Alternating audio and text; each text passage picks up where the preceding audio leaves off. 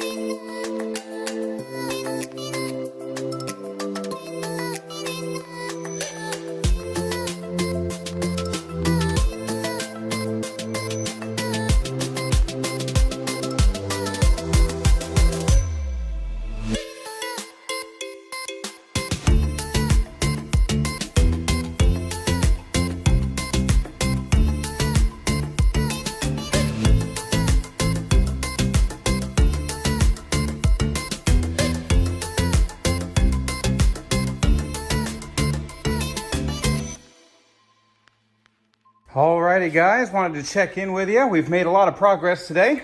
As you can see, I'm over here prepping the new rear bumper, the replacement rear bumper here, and I've made about halfway through. There's some sections like these tight creases and really honestly this lower area here that I'll probably have to do by hand. And then over on this side, there was one small area that had been in a minor fender bender, got scraped. So Jack touched that up, let it go while I'm working on the rest of the bumper. But coming over here to the car, you can see we've made fantastic progress. We'll go ahead and switch it to wide angle so you can see a little bit better. Rear quarter has been sanded with 1000 and it's ready to go. Donor door has been sanded down. The front door the original has been sanded down as well. This is the area that we repaired from the accident, but we found a few dents and dings here that Jack went ahead and fixed as well. Kind of some chips there in a corner. This he was able to just sand out, same here. And then there are a couple of scratches, including that real long one that you may have saw in the first video that he went ahead and sanded and primed as well. So from the front fender all the way to the rear quarter has been sanded, just about ready for paint.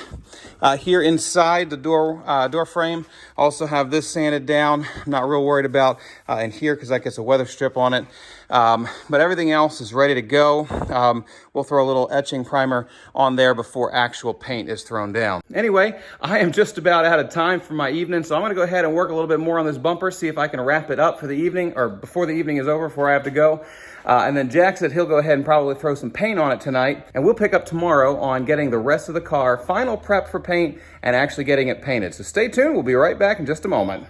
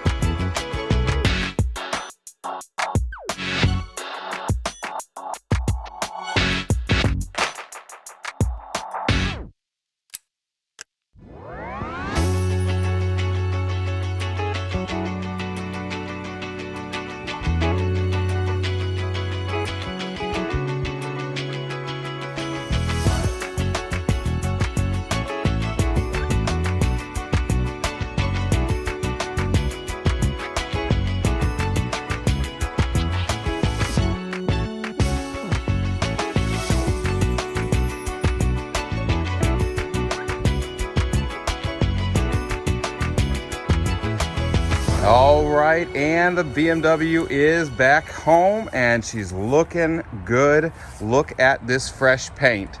As usual, Jack has done an outstanding job on the paint, and it is looking phenomenal. Let's start over here in the front.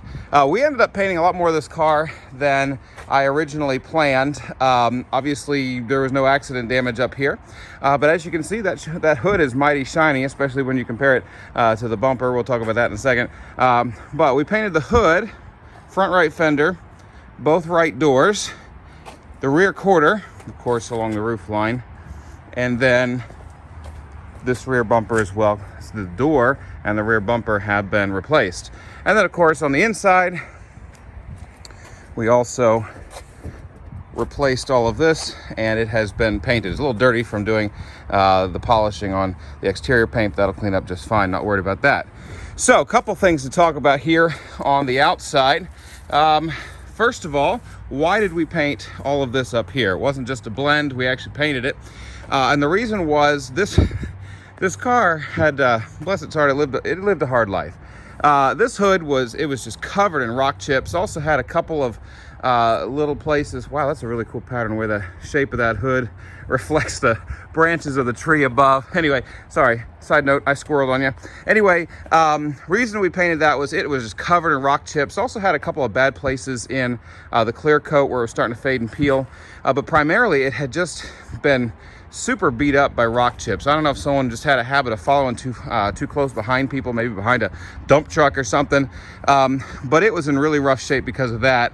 And then on this fender, carrying along about half the length of the fender and then actually up onto the hood, someone had keyed the top of the fender and hood there. If I have a little video that I can find from before, I'll show you what I'm talking about there.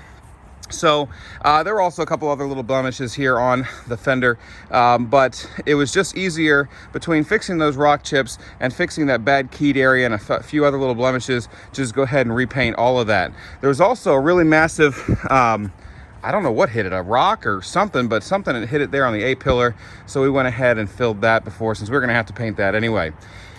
This door, when the accident happened here in the dog leg across this entire back door, it just barely got into this door a little bit as well. So this is still the original door, but we went ahead and fixed that accident damage, a few other little nicks here and there, and then of course repainted and cleared.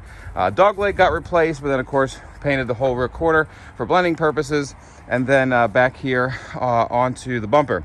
Actually, I forgot to mention this earlier. We also redid the top deck here. Again, nothing accident related, but it kind of looked like somebody had washed it with a Brillo pad. The whole top deck was just super rough and kind of dry looking, and we polished on a little bit to see how easy it'd be to bring it back. And Jack said, hey, we're painting anyway, let's just go ahead and redo the top. So basically the hood, the entire right side, rear bumper, and the top of the deck lid has all been painted. That means this side, now it's dirty right now, this side's not looking quite as good, and of course the roof as well. So I am gonna have to do some polishing to hopefully make everything match the nice, beautiful new paint, as well as the old paint. Now coming back over here to the right side, why did we peel all the masking off except for that? Well, that's a sore topic. I'm not sure what's going on, but this latch has decided to stop working. So the reason that's still on there is because we can't get the door open. Now, what's causing that? I don't know. I've done a lot of research. It is a fairly common problem for these BMWs for lock actuators to go bad, and you end up with a double lock situation where you can't open inside or out.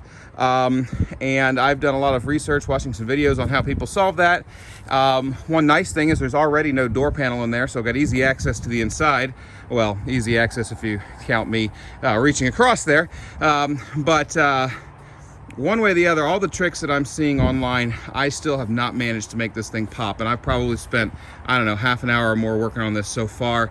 And obviously I'm going to get into that some more. But if you have any ideas, I mean, hopefully I get this figured out before the next video drops. But if I haven't and you have any ideas, drop them in the comments below or send me a direct message. I'd love for your help, because that's going to really hamper putting this car back together if I can't get that door open. Back here on our replacement door, haven't really built it up yet, but the one thing we have done, I went ahead and put that rear quarter glass in there. I'll go ahead and roll a little bit of footage while I'm working on it, or excuse me, while I'm explaining this to you. I'll show you a little bit of what I was doing. But anyway, long story short, of course, this was out because we had to paint the whole thing. So I cleaned up the rest of the glue around that, both on the glass and on the door, and stabbed myself in the process. That was fun. But anyway, went ahead and glued that window in. My first time gluing a window into any car, so you know, hopefully it works out. We'll see. If it leaks, I'll let you know. But anyway, this door is now ready to be built back up, and it is looking really, really good. Don't worry, this isn't damaged. That's just a little bit of leftover from the polishing process. I'll clean all that off. Anyway, so the car is home and looking good and ready for reassembly. So that's where we're going to go ahead and cut it off for this video. We made a lot of progress. Not only is all the accident damage repaired, as you saw in the last video, but of course all the body work's been done, all the paint's been done, it's been polished. Created one extra little issue for myself with that latch door. Got to figure that out. But other than that, all the repairs, all of that is done. It is ready to go back together, which is what we will work on in the next video. Now, I don't know if the next video will be that or if it'll be one of my other projects. Like I've been telling you, I've got a video coming on the F-150, which is right there looking good. But I've got a video like 90% done. Just need to wrap that one up and get it out for you. I think you'll find that interesting and fun. It's just a lot of upgrades and some mods to the F-150. And I've got some projects coming for some other stuff that you don't even know about yet. So stay tuned, looking forward to that. I know I'm looking forward to it. I hope you are as well.